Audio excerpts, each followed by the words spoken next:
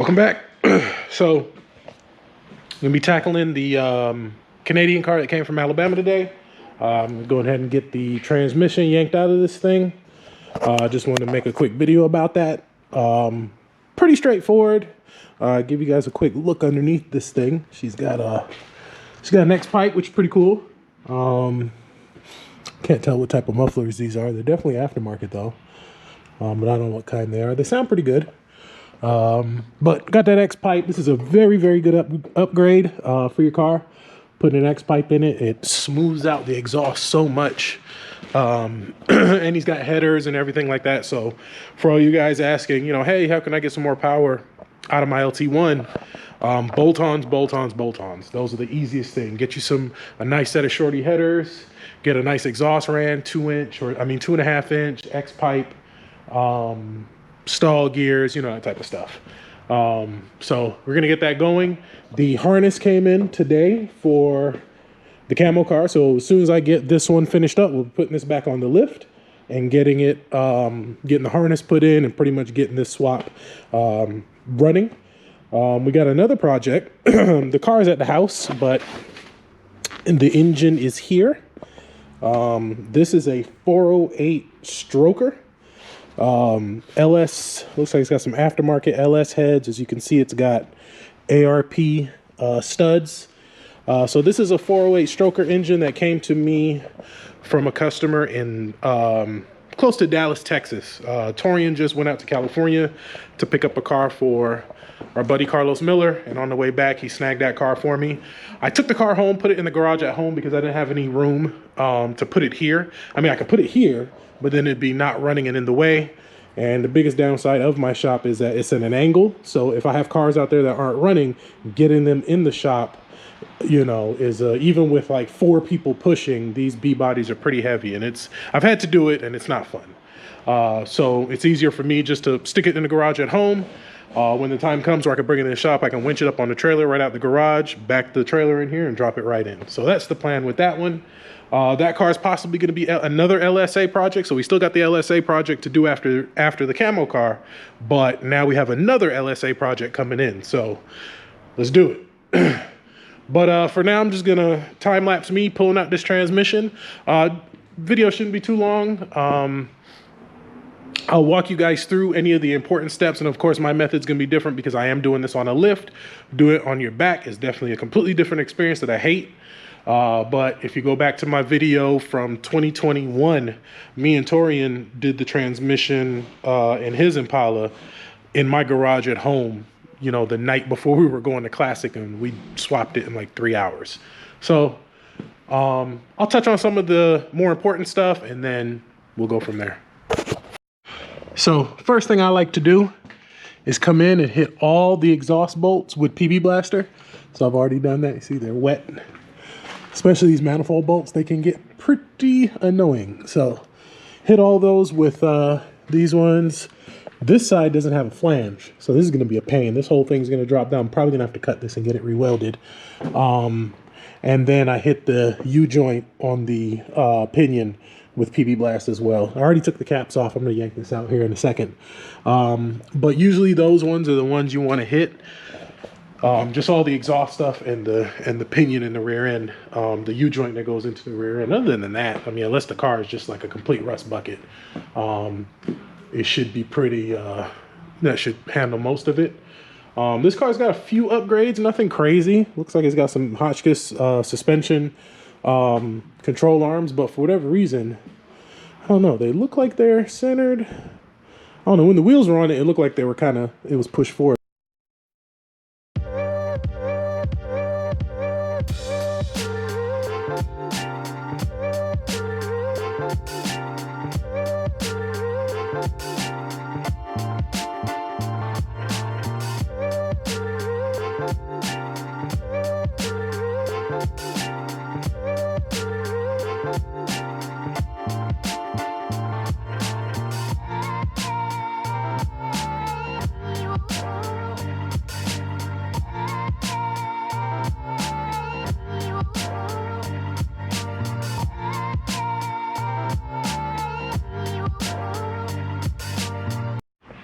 All right, so this is how far we got so far. Got the passenger side cat off, got the driver side disconnected from the header flange, but there's no flange here. This is just one solid piece. So I'm gonna try to pull the trans without having to cut this, because that would just make things a lot easier.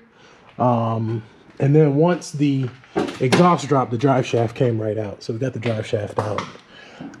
So that's good to go. So what I'm gonna work on now, we'll get the linkage taken off. We'll get the safety loop or whatever taken off, the little thingy. Cross member out, and then we'll see where we're at. And then we'll mess with the, well, actually, let me pull the bell housing out. Not the bell housing, we'll drop the starter, get this thing off, drop the starter, and get the torque converter bolts out. And then we'll move on to the rest.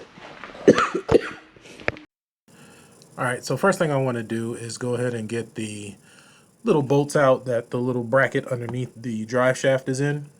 And then we pulled the bolts out of the cross member. They were in there pretty hard, but I got them out. And then you'll see I'll grab a big 10-pound sledgehammer right there.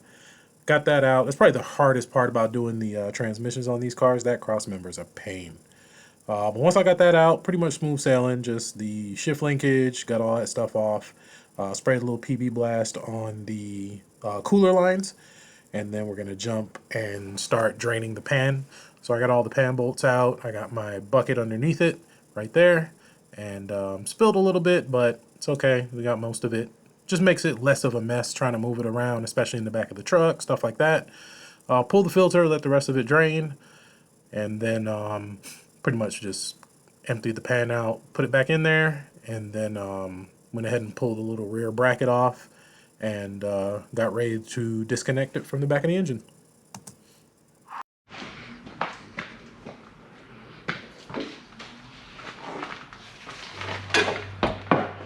Right.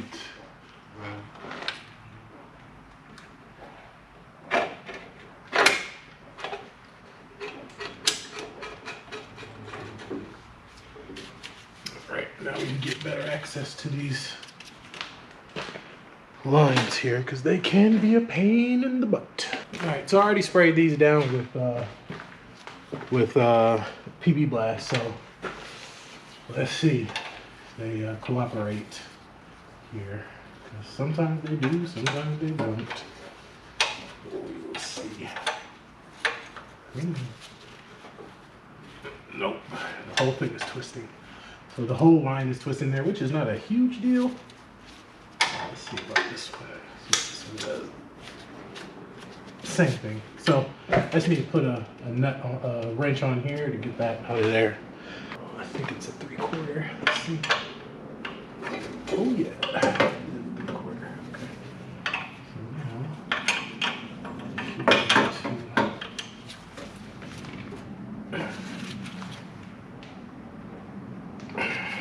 come on.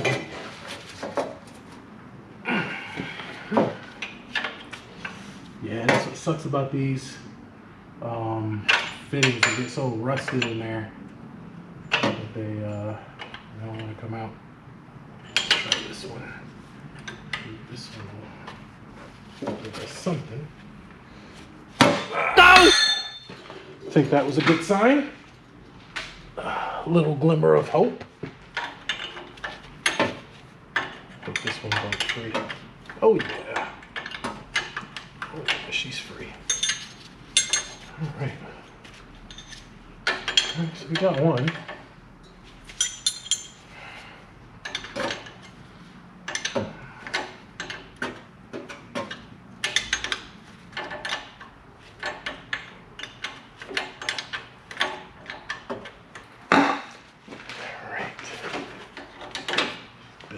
Way.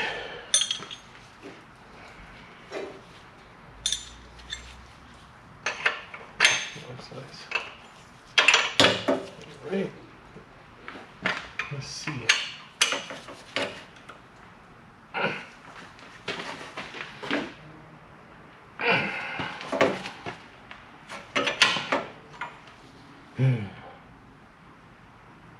We're gonna let it sit for a bit and we'll come back.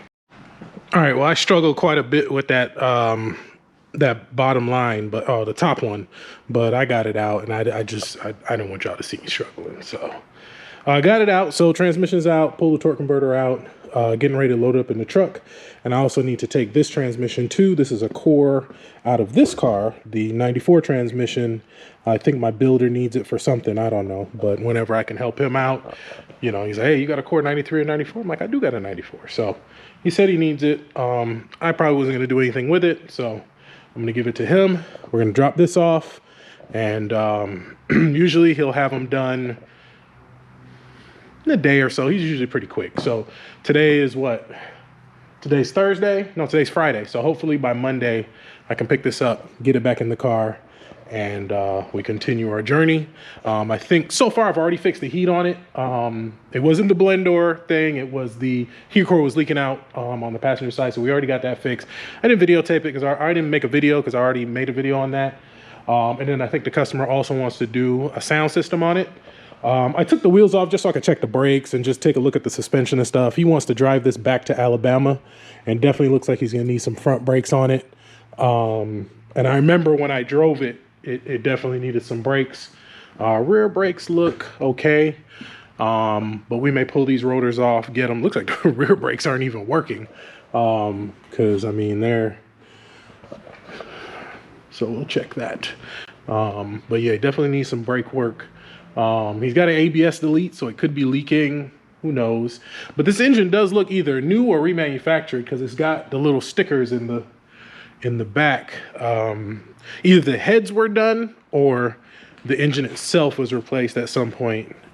So it was cool finding stuff like that. You never know what you're gonna come across, but I'll show you what I'm talking about here. And I was able to get it out without having to cut this, which was a bonus. But see that right there? That little sticker right there? Void if removed. So normally like Jasper or any of those companies that rebuild engines and stuff, they'll normally stick those on there. So I don't know if it's the whole block or if it was just the heads. But either way, I don't think that's the original engine in that car. So I mean, it drives really smooth and stuff like that. It just didn't shift worth a hell. Transmission looks original. I don't see anything on it that would indicate it's ever been removed before or any work has been done for it. Even the torque converter is a stock GM torque converter. So no markings or anything on it makes me think it's aftermarket or anything like that. So we'll get this thing loaded up, get the 94 transmission loaded up. And I actually record going to Randy. I talk about him so much. If you're in the greater Atlanta area, Georgia, he's one of the best. I mean, I've had zero issues with any of his transmission. Here's his information here. He gave me this really nice sticker. And so that's his sticker on the back of my truck. Speed Engineering, and then we got Andy in there, my engine builder. I got these from some guy in Florida. I forgot, but I had ordered a bunch of them, and I put them on all my cars. And then of course we got OTG. So if you see me rolling down the road, say what's up. Don't throw nothing at me, because I throw stuff back. But all right.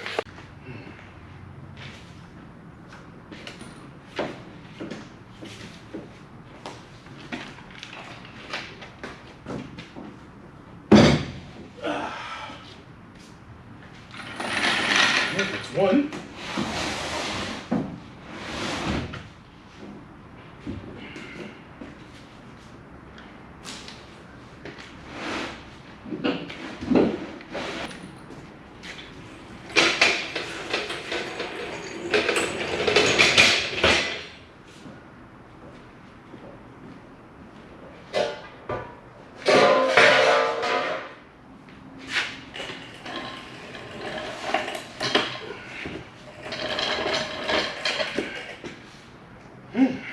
All right, let's go.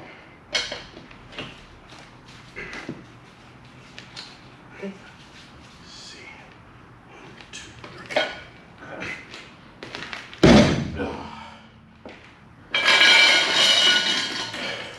Can't do that with an 80. All right, well, I'm actually going to end the video here. I was going to film going to Randy and all that, but he's not home. So I can't drop the transmissions off till tomorrow afternoon. And I kind of want to get this video edited and out. So we'll pick it up in the second part, putting that transmission in. What I'm going to work on, probably start a new video soon, is as you'll notice, the engine's not in here. I took it out. I'm going to put the harness in and clean up some other stuff under the hood, and then we'll jump back on this one. Engine's right here. Oh no, right here. So anyway, gonna end the video here, and I will see y'all in the next one. Peace.